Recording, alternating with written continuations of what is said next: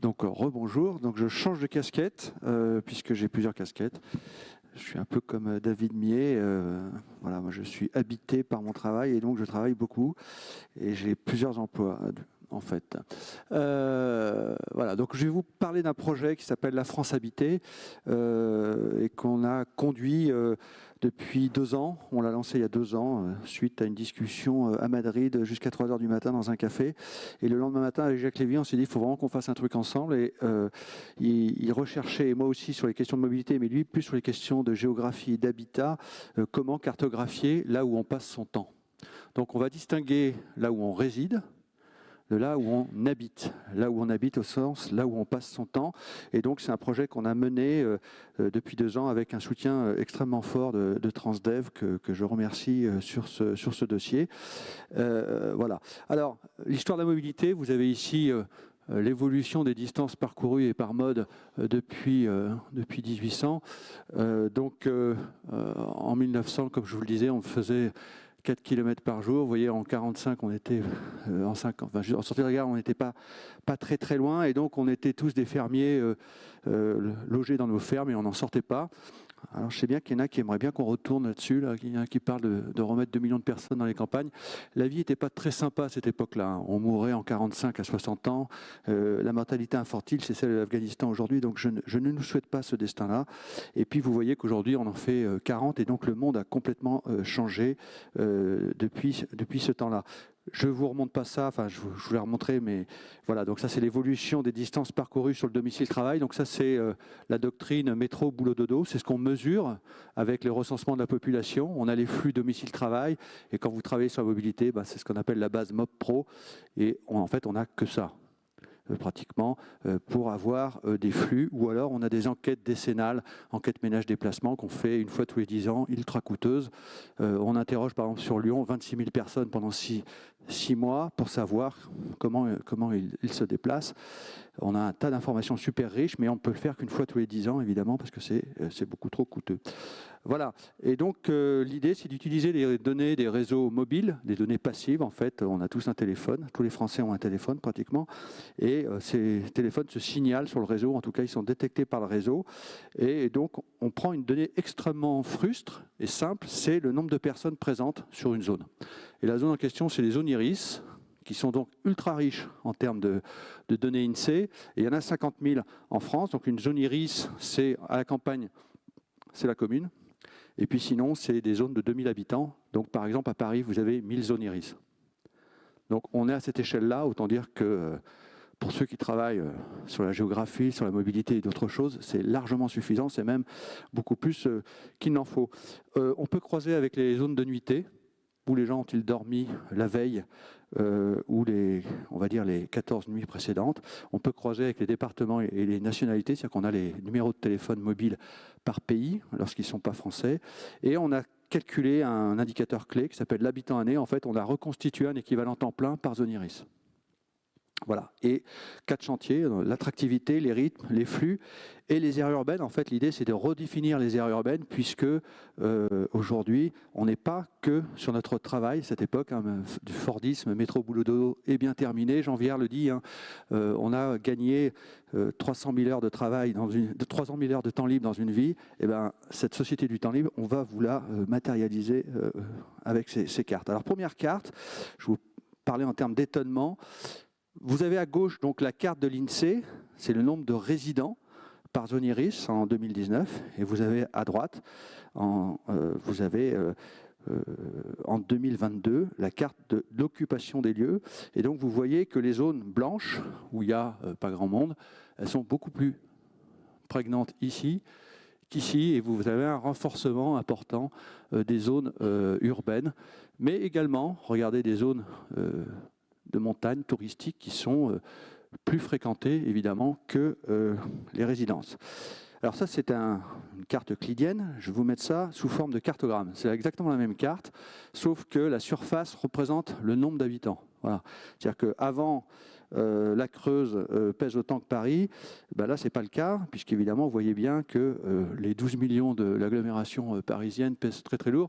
Et donc là on se rend compte que le poids des grandes villes est extrêmement important, encore plus fort que ce que l'on pensait. On a des écarts de densité qui sont juste incroyables, hein. Paris compte 3,7 millions d'habitants année pour un peu plus de 2 millions d'habitants. C'est ça, hein. Un peu plus de 2 millions d'habitants. Vous avez 1 million de personnes qui viennent travailler tous les jours sur Paris, mais vous avez un tas de gens qui viennent de manière très occasionnelle, les touristes et d'autres, du tourisme professionnel. Donc on a effectivement, vous voyez, ce poids-là. Vous avez aussi des communes touristiques, ce sont elles qui ont les plus gros écarts, donc Val d'Isère, Morzine, Saint-Tropez, qui font 4 fois leur population résidente. Ça, c'est pas surprenant. Mais des villes comme Bordeaux ou Toulouse font 130 000 habitants de plus que ce que recense leur population. Strasbourg est à plus 50 000, je regardais ça tout à l'heure, donc je n'ai pas tous les chiffres en tête. Donc on a vraiment un poids très important, et ça se chiffre vraiment pas en milliers, mais en dizaines, en centaines de milliers d'habitants, équivalents habitants temps plein, sur les grandes villes. Vous voyez aussi que la fameuse diagonale du vide, en fait, elle est un peu partout, hein. Voilà, donc le centre de la Bretagne, vous voyez, c'est toutes ces zones blanches où en fait il n'y a pas beaucoup d'habitants, et c'est pour ça qu'elles sont extrêmement réduites sur la carte, et c'est quelque chose que l'on peut donc visualiser très très bien. Le deuxième étonnement, alors on a construit, un indice d'attractivité, c'est-à-dire qu'en fait on rapporte tout à fait simple le nombre d'habitants année sur le nombre de résidents. Et quand il y a plus d'habitants année que de résidents, c'est-à-dire qu'il y a plus de gens qui passent du temps sur ce lieu que de nombre de résidents, et inversement, quand c'est inférieur à 1, c'est qu'il y en a moins.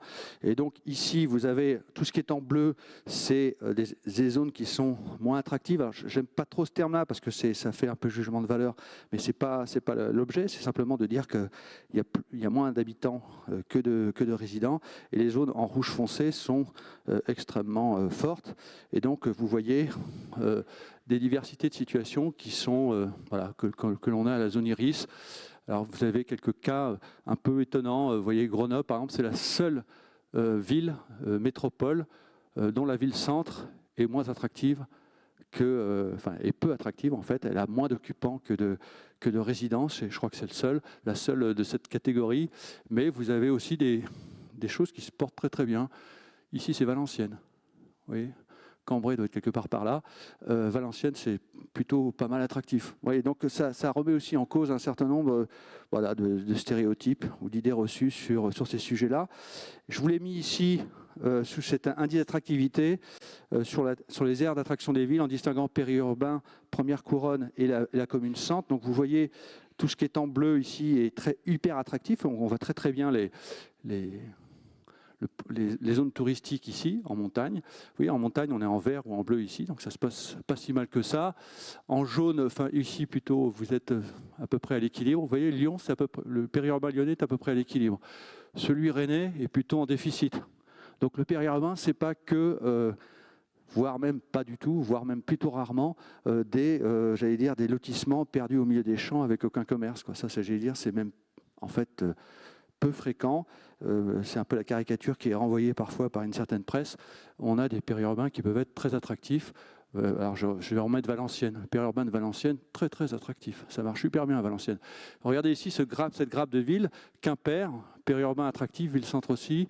Vannes, périurbain équilibré, ville-centre très attractif. Lorient, c'est un territoire qui est un peu en déprime, à la fois sur le périurbain et sur le cœur d'agglomération. Donc on a une variété de situations qui est quand même extrêmement importante. Donc je vous ai mis ici ce ratio. Donc vous voyez sur les moyennes, en fait, sur les métropoles, les aires d'attraction des villes de taille moyenne et de plus petites, on n'est pas très très loin de la moyenne. Les métropoles sont globalement plus attractives, mais ce n'est pas non plus avec des écarts énormes. Donc ça veut dire qu'elles sont à peu près bien dessinées. Par contre, vous regardez les écarts types, plus vous descendez en taille, plus vous avez des écarts types importants. Ça veut dire qu'on a des villes ici qui s'en sortent très bien et d'autres qui s'en sortent pas bien du tout. Donc voilà, l'histoire n'est pas écrite. Chaque territoire a son histoire, a ses capacités. Et vous voyez que pour la commune centre, CC, ça veut dire commune centre. Alors par contre, chaque fois que la commune centre est dans les métropoles, les communes centres sont ultra attractives, mis à part Grenoble. Voilà. Mais toutes les autres, ça marche super bien. On est plutôt à l'équilibre dans les aires de taille plus faible. Et puis sur les petites, sur le périurbain, on a un périurbain dans les métropoles qui est attractif, autant que la ville-centre en moyenne. Ça, c'est pas un truc qu'on a forcément en tête. On a toujours en tête un système métro-boulot-dodo, si vous voulez, où le périurbain se viderait le matin avec des gens qui vont bosser dans la ville-centre et qui se rempliraient le soir. En fait, c'est pas si clair que ça. Et vous voyez que le périurbain, dans les tailles d'aire d'attraction des villes plus petits, il est assez équilibré, avec là aussi des écarts types qui sont extrêmement différents. Donc je ne vais pas rentrer dans le détail, mais on a des situations très très variées suivant un territoire à l'autre. Regardez Bordeaux. Bordeaux, on a une ville-centre qui est ultra attractive, très très forte, mais un périurbain qui se porte bien. Donc là, c'est clairement sans doute un effet tourisme qui l'explique. Voilà. Alors ça, c'est les étrangers. Donc le troisième étonnement, c'est qu'on comptabilise 5 millions d'habitants année de mobiles étrangers. 2 fois plus que ce que la statistique officielle nous dit, parce que la statistique officielle, elle travaille en fait sur les nuitées, mais il y a des tas de gens qui viennent chez nous sans y passer la nuit, ou qui ne sont pas enregistrés dans les hôtels, parce qu'ils vont voir des copains, des amis ou de la famille, etc. Et donc ça fait beaucoup plus de monde. Donc vous voyez qu'évidemment, Paris, vous voyez évidemment le sud-est, le pourtour méditerranéen, et donc la plupart des étrangers n'ont pas encore compris que demain ça se passera en Bretagne avec le réchauffement climatique, mais il faudra sans doute actualiser ces cartes régulièrement. Alors je vous ai mis pour ça, on peut faire ça par nationalité. Donc ici vous avez les Américains à gauche, donc vous voyez très bien les plages du débarquement. Et puis à droite les Hollandais, donc voilà, j'ai pas fait les Britanniques, mais on voit bien, voilà, on a parlé de Périgueux, la Dordogne est très appréciée, et puis vous avez évidemment les gorges de l'Ardèche ici, pour ceux qui connaissent un peu le coin. Donc on peut faire ça, on peut regarder où les Alsaciens passent leurs vacances, vous voyez, c'est assez marrant. Et puis pour un territoire, on peut voir d'où viennent les gens qui passent sur mon territoire en termes de département, de nationalité. Donc on a une exploitation de ces données qui n'est loin d'être finie. Voilà. L'étonnement numéro 4, donc là c'est sur les rythmes. On a regardé quand les iris avaient leur maximum de présence, en classant par dominante et sous-dominante. Donc on a regardé le mois d'août et le mois de novembre, et on a regardé au sein de ces mois les jours ouvrés, les samedis et les dimanches. Et donc, alors voilà, on pourrait, voilà, une présentation populiste dirait qu'il y a la France du travail et la France des feignants, mais en fait, on bouge. Vous voyez.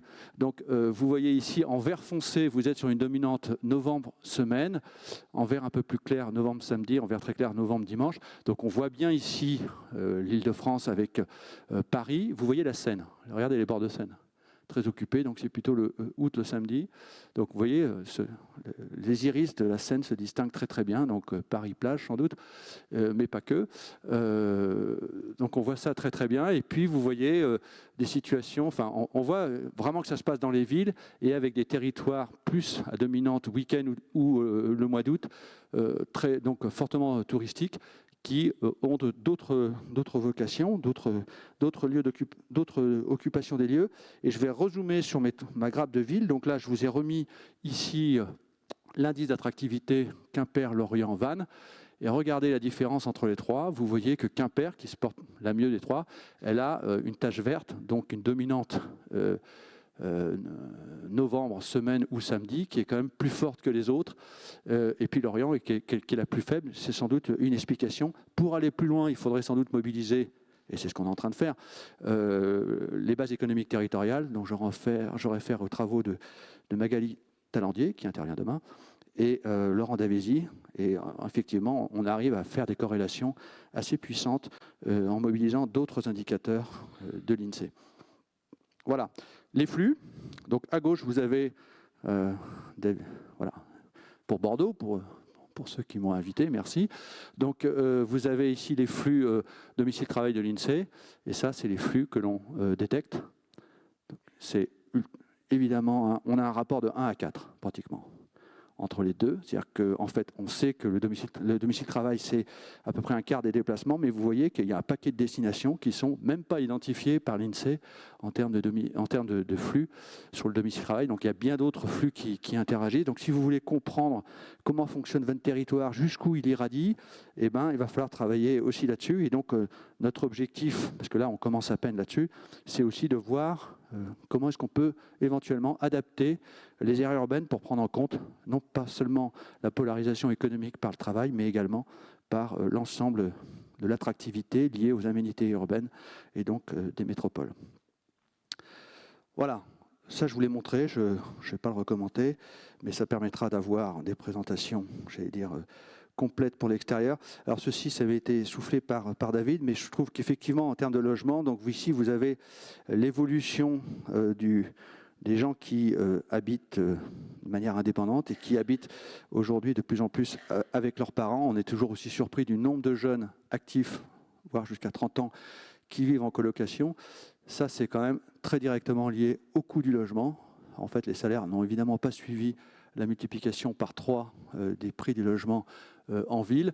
Et donc ça, c'est quand même un véritable sujet. Je l'ai abordé ce matin, mais c'est quand même une préoccupation très très forte. La natalité qui baisse, donc là, il y a eu un rapport récent, hein, on n'a jamais connu ça depuis très très longtemps. Je rappelle que les taux d'intérêt accordés à un pays, ça se fait en fonction de sa croissance potentielle. Sa croissance potentielle, la dimension démographique est essentielle. L'Italie est un pays qui a une dette un peu plus forte que nous, en stock de dette plus fort que nous, mais qui a un commerce extérieur positif et qui a un solde primaire positif. Mais les taux d'intérêt de l'Italie sont beaucoup plus élevés que ceux de la France parce qu'on estime, parce que c'est un pays qui est très très vieux, avec un taux de fécondité qui a été longtemps un des plus faibles du monde. Si on suit ce scénario à l'italienne, le coût de la dette va exploser en France. Donc c'est quand même un véritable souci. Et donc le logement devrait être quand même dans le top priorité, notamment pour les plus jeunes. Voilà. Quelques mots de conclusion. Donc, les mobilités, c'est une capacité, c'est un facteur d'autonomie, ça réduit les inégalités territoriales. L'accès à la ville est essentiel. Les villes ne sont pas réservées qu'à leurs résidents, mais aussi à leurs habitants. Donc une gestion trop communale risque de transformer les villes en clubs privés. Donc ça, il faut absolument éviter. Voilà. Le modèle fermier dans sa ferme, métro boulot dodo, c'est dépassé, c'est fini. Et ça, c'est vraiment cette géographie-là qu'on arrive à montrer. Tout ce qui est le gain en temps libre, eh ben, on le visualise avec ce fameux rythme. Hein, donc, j'allais dire, les dominantes week-end ou au mois d'août permettent de visualiser ça. Et puis, on a vraiment aujourd'hui une inadéquation entre un bassin de vie, c'est-à-dire là où j'habite, là où je travaille, enfin, tout le territoire que j'occupe en me déplaçant, que j'habite en me déplaçant par rapport à nos périmètres électoraux. Je le redis, la taille des communes en France aujourd'hui, c'est 4,4 km. On fait plus de 40 km par jour pour se déplacer. On a une inadéquation incroyable et ça conduit à des gestions beaucoup trop locales. Ce qui était évoqué juste avant, la difficulté à obtenir des permis de construire, quand on voit que des villes ne veulent plus construire parce qu'elles sont à des échelles trop petites. Et c'est NIMBY, on raisonne à une échelle de voisinage, c'est plus possible. Un bien commun et un faire société, c'est-à-dire cohabiter, c'est-à-dire habiter de manière en étant différent des espaces, ça suppose d'avoir des échelles géographiques adaptées, ce qui n'est absolument pas le cas aujourd'hui. On est vraiment dans un malthusianisme, vraiment, dans le périurbain, mais également aujourd'hui parfois dans certains centres-villes. Et donc, on va chercher de plus en plus loin ce qu'on ne peut pas trouver plus près. Ça augmente les distances, ça augmente la consommation d'espace, ça augmente les émissions de CO2, etc. etc. Donc, ce qu'il faut nous souhaiter demain, c'est qu'on fasse une gouvernance à l'échelle des aires urbaines, non pas pour recréer un niveau. Je rappelle, comme les communes ne sont pas à l'échelle pour gérer ni le logement, ni l'aménagement, ni les mobilités, ni l'eau, ni les déchets, qu'est-ce qu'on a fait? On a fait des communautés de communes. J'ai été élu local pendant 13 ans, donc je vois bien ça. Mais comme elles ne sont pas à l'échelle sur l'eau, la mobilité, l'aménagement, l'économie, qu'est-ce qu'on fait? On fait des syndicats de communautés de communes. Vous voyez, on empile les couches. Ces gens-là ne sont pas élus au suffrage universel direct. Donc ces enjeux-là ne sont rarement, pour ne pas dire jamais, discutés dans les campagnes municipales. Et c'est un véritable problème. Donc, une gouvernance à l'échelle des aires urbaines, ce n'est pas pour ajouter une 4e couche, mais c'est pour remplacer. Je crois que le maire demain, ça va être le maire de l'aire urbaine de Bordeaux. Vous voyez, on peut imaginer des choses de ce point de vue-là. Voilà. Et je crois que j'ai terminé. Si ça ne veut plus avancer, ça veut dire que j'ai terminé. Voilà, je vous remercie. Merci beaucoup.